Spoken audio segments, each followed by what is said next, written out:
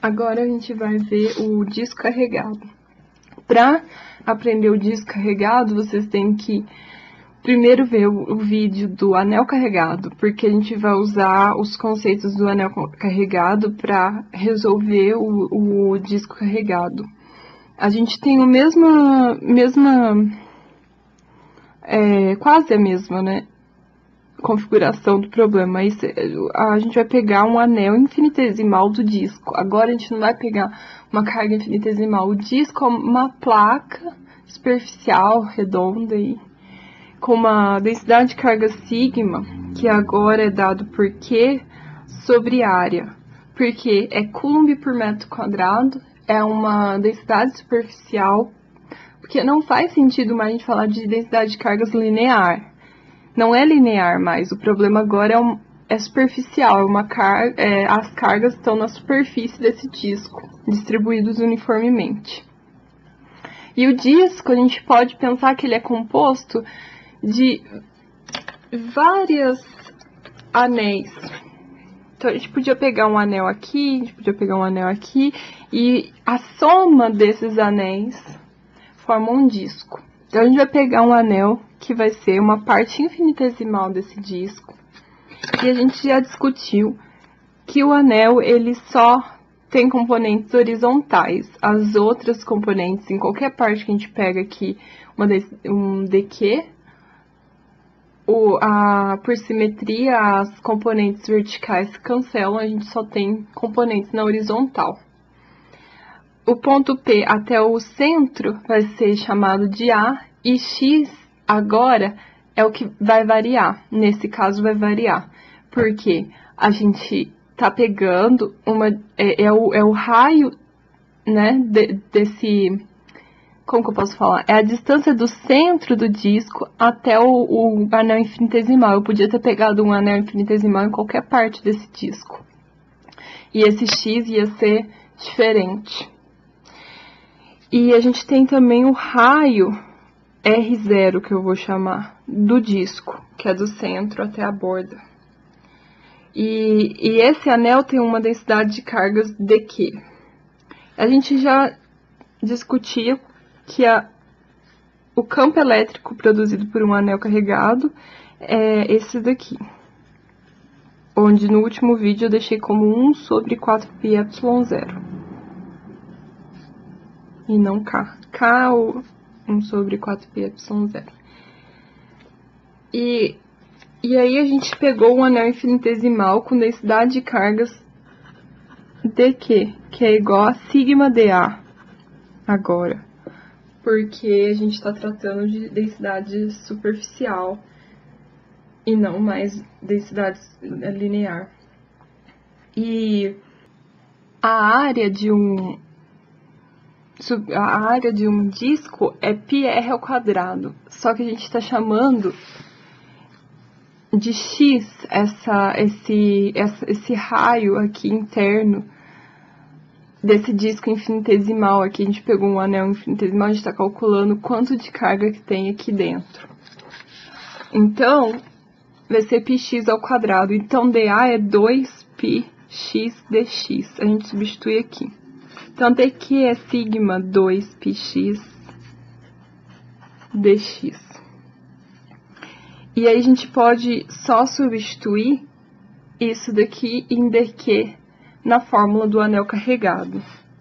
Então, dE é igual a 1 sobre 4πε0, que é o mesmo que K. dQ, sigma 2πx dx, vezes o A, que estava aqui, sobre x ao quadrado mais a ao quadrado elevado a 3 meios. Agora, a gente vai integrar isso de 0 a R0, que é o raio inteiro do anel. Então, a gente vai somar, na verdade, a gente está somando todas as possibilidades de anel infinitesimal que compõem esse disco, de 0 a R0, certo? O que é constante aqui? Isso é constante. A distância do ponto P até o centro do disco é constante. Sigma é a densidade superficial, é constante também. 2π é constante. Então, só sobra... A gente põe tudo isso para fora da integral.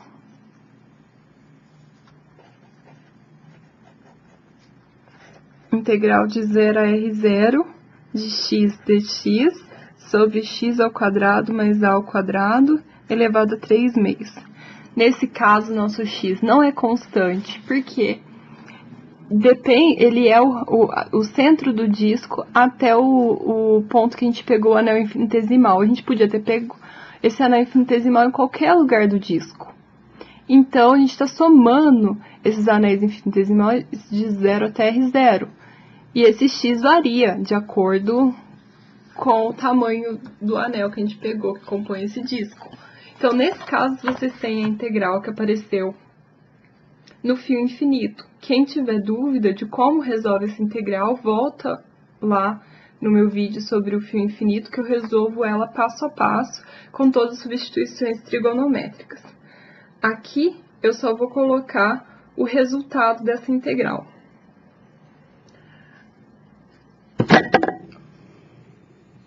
Pensando bem, eu vou fazer essa integral, sim, de uma forma bem mais simples. Vamos fazer o seguinte. Eu vou multiplicar em cima por 2, e a gente não pode fazer isso, né? Multiplicar por 2 assim. Então, para assumir com esse 2, eu vou dividir por 2 aqui fora, que é uma constante mesmo. Então, não mudou em nada isso aqui. Só que eu vou fazer uma substituição simples, onde eu vou chamar u de x ao quadrado mais a ao quadrado. Então, o nosso du é igual a 2x dx, que é o que aparece aqui em cima. Então, apareceu esse fator 2 aqui, que eu vou cortar com esse 2π, que está ali em cima no numerador. Essa vai ser a substituição simples que eu vou fazer. Agora, a gente sabe que a gente tem uma integral do seguinte tipo. 2x dx é du. A gente tem u, que é x ao quadrado mais a ao quadrado aqui. Então, esse é u elevado a 3 meios. E aí, a gente tem u elevado a menos 3 meios du. Menos 3 meios mais 1 é igual a menos 3 mais 2, que é igual a menos 1 meio. Então, essa integral é u elevado a menos 1 meio sobre menos 1 meio. Esse 2, por divisão de fração, vai para cima como menos 2. Isso no nosso limite aqui, mas esse limite é para x. Então, a gente vai ter que trocar ele já, antes de fazer o limite. Menos 2 sobre raiz de u. E aí, a gente vai ter que... isso aqui, na verdade, não é o nosso e, é a nossa integral, né? Isso aqui é a nossa integral. O nosso e é 1 sobre 4πε0 a sigma π. O que era u? É isso daqui. Então, a gente vai substituir isso e já vai colocar no limite da integral em x. Então, menos 2 sobre raiz de x ao quadrado mais a ao quadrado, de 0 a R0.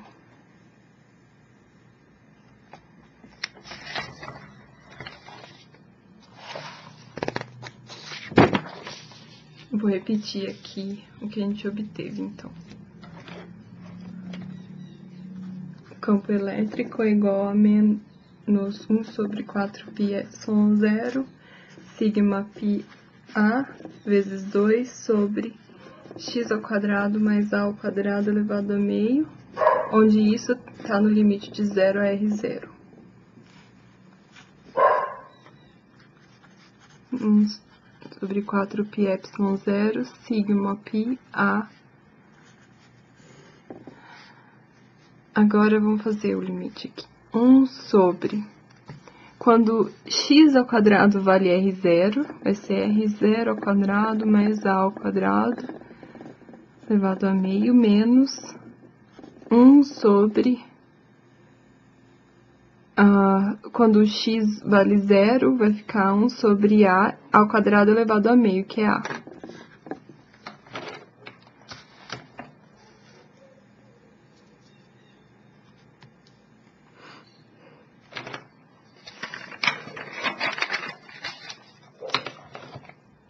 E aí a gente tem esse sinal aqui, que vai ficar como 2 sigma π a sobre 4πε0. Esse π vai embora com esse 2 vai embora com esse 4, fica 2 embaixo. E esse menos eu vou distribuir aqui dentro, vai ficar mais 1 sobre a menos, então, 1 sobre a menos 1 sobre r0 ao quadrado mais a ao quadrado elevado a meio. Que é igual a sigma sobre 2ε0. Esse a gente pode fazer distributivo aqui dentro. A vezes 1 sobre a é 1, menos a sobre r ao quadrado mais a ao quadrado elevado a meio. O vetor campo elétrico do disco é dado por essa fórmula. O da placa infinita seria quando o raio do disco tende a infinito. E aí, quando R tende a infinito, a gente desconsidera o A. E aí vocês podem encontrar aí depois qual que é o da placa infinita.